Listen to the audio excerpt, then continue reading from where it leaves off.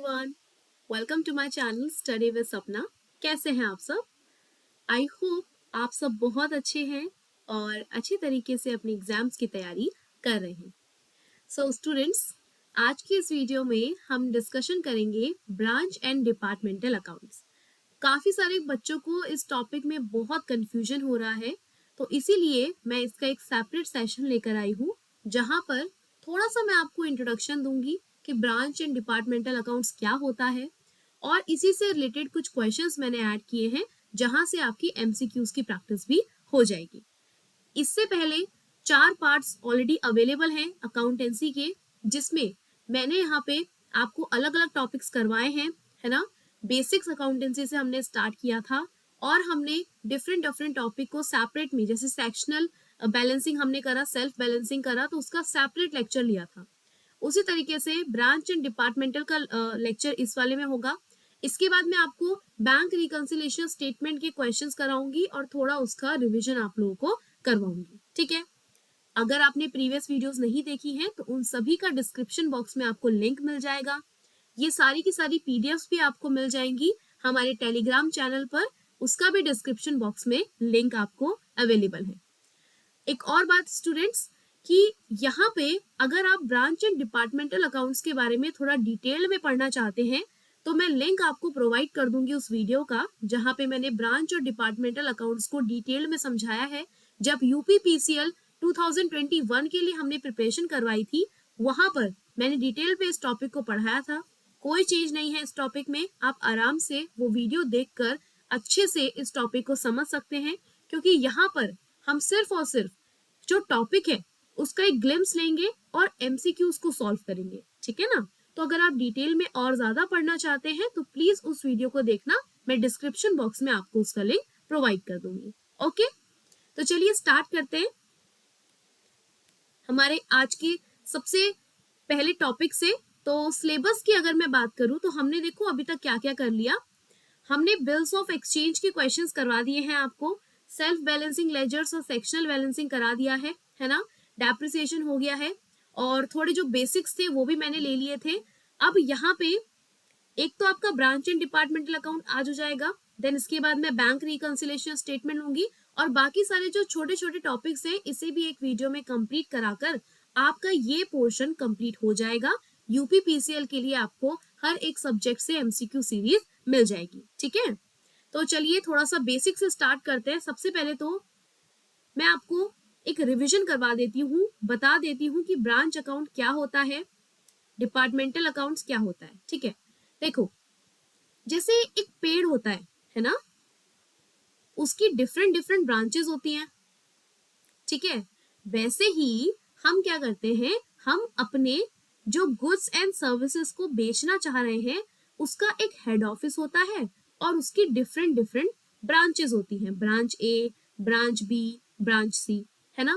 For example जैसे banks होते हैं, तो बैंक्स में हमने देखा कि भाई हमें पता है कि एक एसबीआई बैंक है ना। अब यहाँ पे एसबीआई की अलग अलग जगह ब्रांचेस है। इनफैक्ट आपके खुद के शहर में एसबीआई की आपको 3 ब्रांचेस दिख जाएंगी, है ना। तो ये क्या है, अलग अलग ब्रांचेस हैं। वैसे ही जब गुड्स एंड सर्विसेज की बात आती है, एक बिजनेस की बात आती है, तो वहां पर भी एक हेड ऑफिस होता है और उसकी डिफरेंट डिफरेंट ब्रांचेस होती है ना। जैसे अमेजोन है, गूगल है ना, यूट्यूब है, इन सब का हेड ऑफिस कहीं और है, बट डिफरेंट डिफरेंट जगह पर ये एक्सेस है, काम कर रही है ना। तो यहाँ पे जब ब्रांचेस जो हैं अपने सेपरेट अकाउंट्स प्रिपेयर करती हैं और इनके हेड ऑफिस भी सेपरेट बुक्स ऑफ अकाउंट्स को प्रिपेयर करते हैं, तो हम इसे कहते हैं ब्रांच अकाउंटिंग। अब डिपार्टमेंटल अकाउंटिंग क्या होती है भाई? डिपार्टमेंटल अकाउंटिंग होती है एक ऑफिस के अलग अलग डिपार्टमेंट्स, ठीक है। फॉर एग्जाम्पल हमारा बिजनेस है कि हम जो है बुक्स बनाते हैं, है ना, बुक्स मैन्युफैक्चर करते हैं, उन्हें पब्लिश करवाना, उन्हें प्रिंट करवाना, ये सब काम करते हैं। तो इसके अलग अलग डिपार्टमेंट होंगे, है ना। सबसे पहले तो कंटेंट के लिए एक डिपार्टमेंट होगा, ठीक है। देन एक डिपार्टमेंट होगा जो इसे पब्लिश करेगा, है ना, एक पब्लिशिंग हाउस होगा। देन एक डिपार्टमेंट होगा जो कि इसकी कॉस्ट वगैरह से, अकाउंट वगैरह की बातें करेगा, ठीक है। तो ये सब क्या है, इसके ये इसके अलग अलग डिपार्टमेंट्स हैं।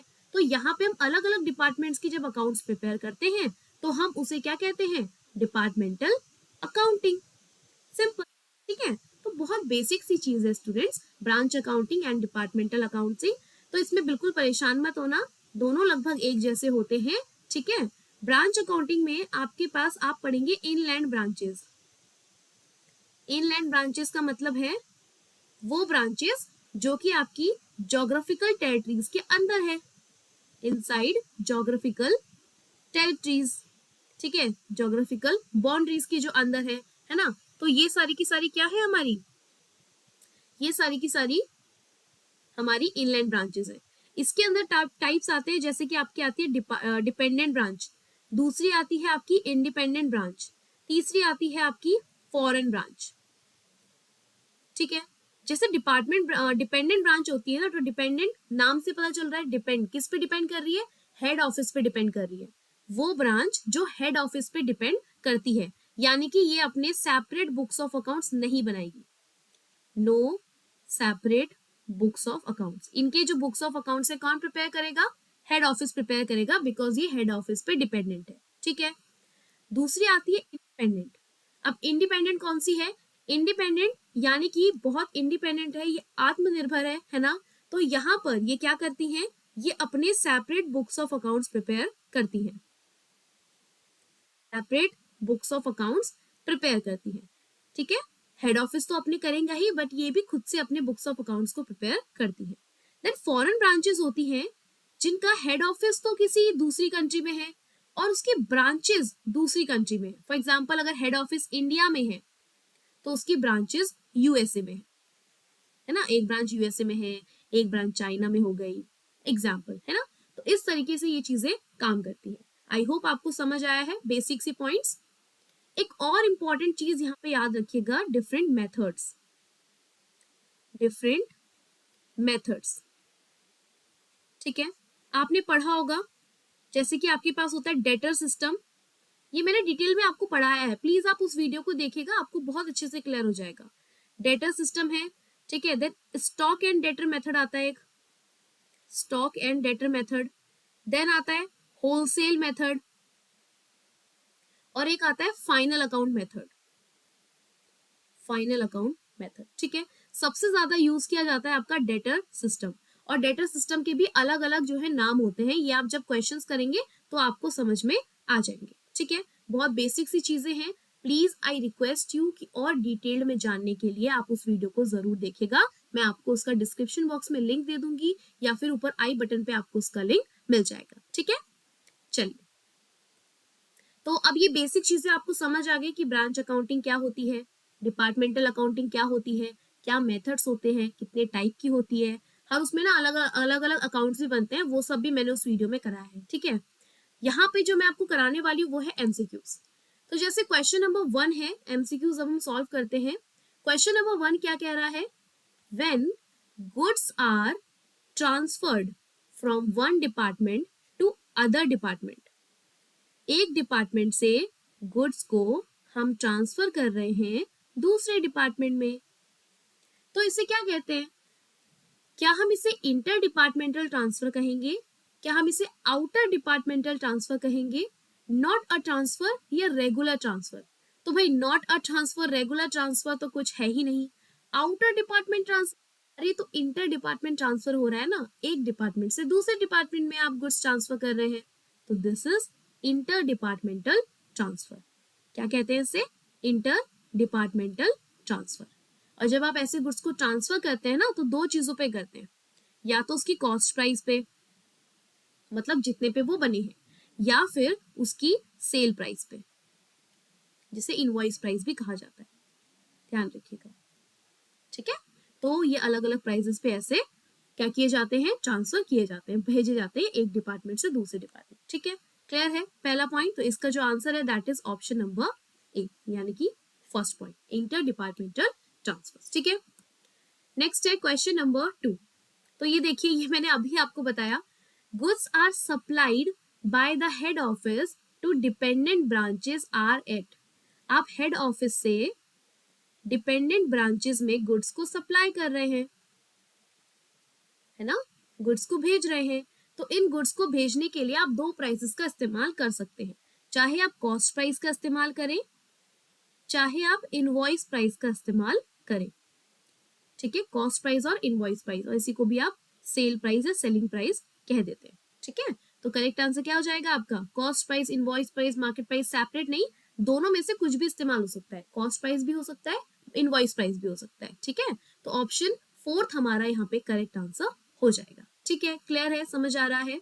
Okay, next we have question number 3। Question number 3 कह रहा है which of the following is not true about a dependent branch. इनमें से कौन सा सही नहीं है? नॉट, क्या बोला है? नॉट। तो देखो डिपेंडेंट ब्रांच के बारे में सही क्या नहीं है पढ़ते हैं। These branch sell only those goods which are received from head office। हाँ भाई, डिपेंडेंट ब्रांच को जो भी गुड्स उसके हेड ऑफिस देगा वही गुड्स तो वो सेल करेगी आगे। This point is true. Petty expenses are paid by the branch and petty cash account is prepared at the branch either as simple petty cash or an impressed system। देखो head office से branches को कुछ cash दिया जाता है और जितने भी खर्चे होते हैं वो भी हेड ऑफिस करता है। ठीक है ना, तो जो भी एक्सपेंसेस होंगे वो सारे के सारे ब्रांच पे करेगा, पेड बाय द ब्रांच, और उसके लिए पैसा कौन देता है? हेड ऑफिस देती है। ठीक है, तो ये बिल्कुल सही पॉइंट है ना। नेक्स्ट बोला है such department maintain their own books of accounts. मैंने आपको फर्स्ट स्लाइड पे क्या बताया था कि डिपेंडेंट ब्रांचेस अपने बुक्स ऑफ अकाउंट्स प्रिपेयर नहीं करती है ना, और यहाँ पे क्या कह रहा है? Such departments maintain their own books of account. तो गलत स्टेटमेंट है, तो हमें अपना आंसर मिल गया। नेक्स्ट कह रहा है सारे एक्सपेंसेस जो होते हैं ब्रांच के वो हेड ऑफिस पे करता है, विच इज ट्रू। सारा का सारा जो कैश होता है हेड ऑफिस देता है और उसकी पेमेंट करता है ना। तो यहाँ पे मुझे अपना करेक्ट आंसर मिल गया ऑप्शन नंबर 3। ठीक है, ये तो आंसर क्या है यहाँ पे? ऑप्शन नंबर 3 मेरा करेक्ट आंसर हो जाएगा। ठीक है, समझ आ रहा है, क्लियर हो रहा है ना? बहुत बेसिक चीजें हैं, प्लीज इनको अच्छे से पढ़ना, क्वेश्चंस आते हैं यहाँ से आपके यूपीपीसीएल में। ठीक है, अच्छा नेक्स्ट है dependent branch can make. Dependent branch can make, भाई जब गुड्स की बात हो रही है तो जरूरी थोड़ी है कि हम जो गुड्स हैं सिर्फ कैश पे ही बेचेंगे। आपके डिपार्टमेंट में कोई सामान आया, आपके ब्रांच में कोई सामान आया, सपोज आप अमेजोन में काम करते हैं। ठीक है, अमेजोन का हेड ऑफिस जहां भी है, अब आपके जो ब्रांचेस हैं वहां पे सामान भेजा है कि इसकी डिलीवरी करवानी है, तो क्या आप ये देखते भाई जब तक इसकी पेमेंट नहीं आएगी मैं पैसे नहीं दूंगा, मैं गुड्स नहीं दूंगा? क्या सिर्फ और सिर्फ कैश बेसिस पे गुड्स काम करते हैं? कैश बेसिस पे भी काम करते हैं, क्रेडिट बेसिस पे भी काम करते हैं। आपने फीचर देखा होगा अमेजोन पे, आपने देखा होगा अगर, तो पे लेटर फैसिलिटी होती है, फ्लिपकार्ट पे लेटर फैसिलिटी होती है। तो क्रेडिट, जब कस्टमर ही क्रेडिट सिस्टम पे खरीद रहा है तो जो डिपार्टमेंट्स हैं वो तो बेचेंगे ही, है ना। तो यहाँ पे जो गुड्स हैं ये कैश में भी होते हैं सेल और क्रेडिट में भी होते हैं। ठीक है, तो dependent branch can make both cash and credit sales, दोनों, ऑप्शन नंबर सी। ठीक है ना, ओके। नेक्स्ट है question number 5। In branch accounts in debtor system opening balance of assets are. देखो डेटा सिस्टम बनता है, डेटा सिस्टम में branch account open किया जाता है। सिंपल सा की चीज की जाती है कि जब भी हम पे आएंगी कोई चीज, यहां से ओपनिंग बैलेंस इसका स्टार्ट किया जाता है। ठीक है, ओपनिंग बैलेंस यहाँ से स्टार्ट किया जाता है, यहाँ पे क्लोजिंग बैलेंस आता है, यहाँ पे कैश आता है जो भी आपको हेड ऑफिस से मिला है, और जो भी खर्चे करते हैं वो यहाँ आते हैं। तो कह रहा है कि ओपनिंग बैलेंस एसेट्स क्या होता है? ओपनिंग बैलेंस एसेट्स का ओपनिंग बैलेंस सिंपल क्या होता है? Debited to the branch account. This is debit side, this is credit side. तो जो आपका ओपनिंग बैलेंस होता है एसेट्स का वो कहाँ आता है? आपके डेबिट साइड में आता है। ठीक है, क्लियर है। Next we have question number 6। A branch which keeps complete record of all accounting transactions is called. ऐसी ब्रांच जो सारे के सारे कंप्लीट ट्रांजेक्शंस रिकॉर्ड करके रखती है अपने बुक्स ऑफ अकाउंट्स में, उसे हम क्या कहते हैं? उसे हम इंडिपेंडेंट ब्रांच कहते हैं। इंडिपेंडेंट ब्रांच अपने बुक्स ऑफ अकाउंट्स मेंटेन करती है, डिपेंडेंट ब्रांच अपने बुक्स ऑफ अकाउंट्स मेंटेन नहीं करती। ठीक है, तो यहाँ पे सिंपली हमारा आंसर क्या है? Option number 3। Next we have question number 7। बहुत ही अच्छा क्वेश्चन है। If the head office has sent goods worth rupees 1,00,000। Head office ने क्या किया? ब्रांच को 1 लाख के गुड्स भेजे, but the branch has receive goods worth ₹65,000, लेकिन ब्रांच को सिर्फ और सिर्फ 65,000 के गुड्स मिले, ठीक है। रिमेनिंग कितने रह गए?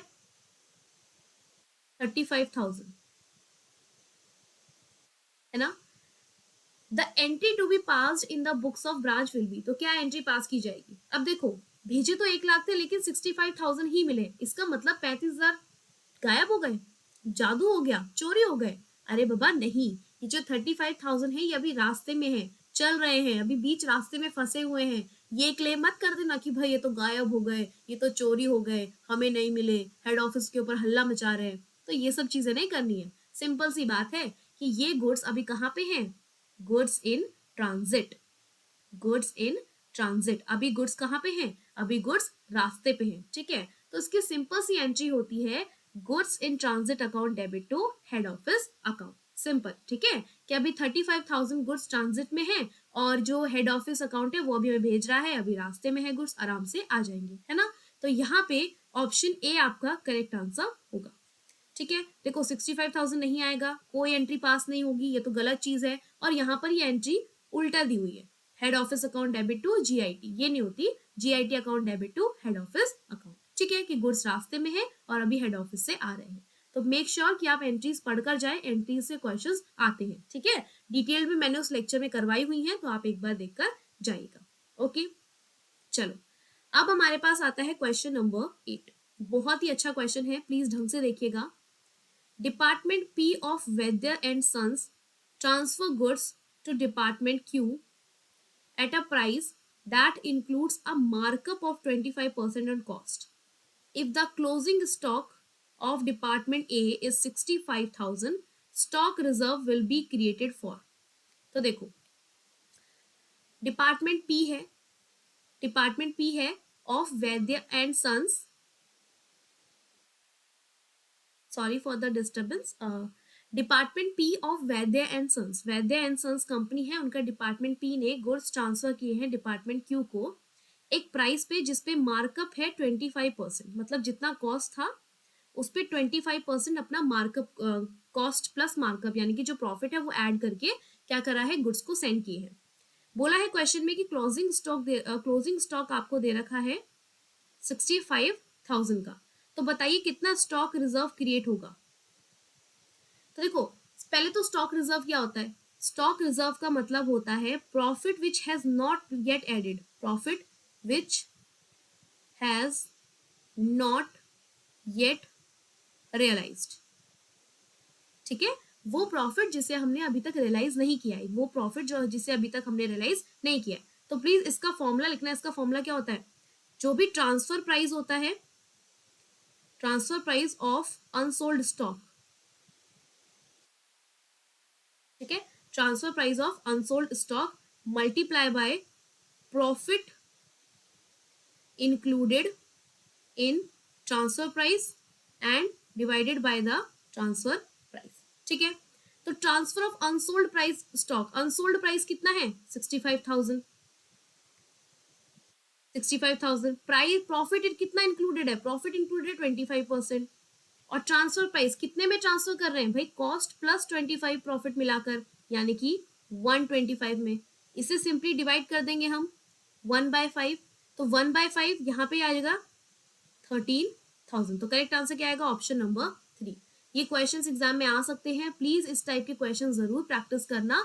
खुद से ही आप इनके क्या कर सकते हो, नंबर चेंज कर सकते हो। बाकी फॉर्मूला ध्यान रख सकते हो कि जो भी ट्रांसफर प्राइस है, ठीक है, multiply by profit divided by जितना ट्रांसफर प्राइस का परसेंटेज था, है ना। ये चीज ध्यान रख लेना, वेरी इंपॉर्टेंट क्वेश्चन पूछे जा सकते हैं। तो मेक श्योर आप यहाँ से कोई भी मिस्टेक ना करें, ठीक है। चलिए next question, question number 9। Which of the following expenditure can not be apportion among different departments. तो ये अपोर्शनमेंट वाले टॉपिक से क्वेश्चन है, मैंने करवाया हुआ है। बोला है कौन कौन सी चीजें नहीं आती है, ठीक है। तो देखो, जो भी इंटरेस्ट होता है ना आपके लोन्स एंड डिवेंचर्स पे, ठीक है, जो इंटरेस्ट होता है आपके कैपिटल पे, या फॉर एग्जांपल जो लॉस हो गया आपको from sale of asset, from sale of asset, है ना। तो इन चीजों, ये जो चीजों की एंट्री होती है ना, इनको कभी भी हम डिपार्टमेंट्स में अपोर्शन नहीं कर सकते। देखो सेम रिसोर्सेज हैं और इन रिसोर्सेज को अलग अलग डिपार्टमेंट यूज कर रहा है, तो हमें ये तो देखना पड़ेगा ना कि कौन सा डिपार्टमेंट क्या खर्चा कर रहा है, क्या ओवरहेड कॉस्ट आ रही है, क्या डायरेक्ट कॉस्ट आ रही है। तो ये सब देखने के लिए हम अपोर्शनमेंट करते हैं, यानी कि किस रेशियो में हम बांटेंगे वो हम बताते हैं।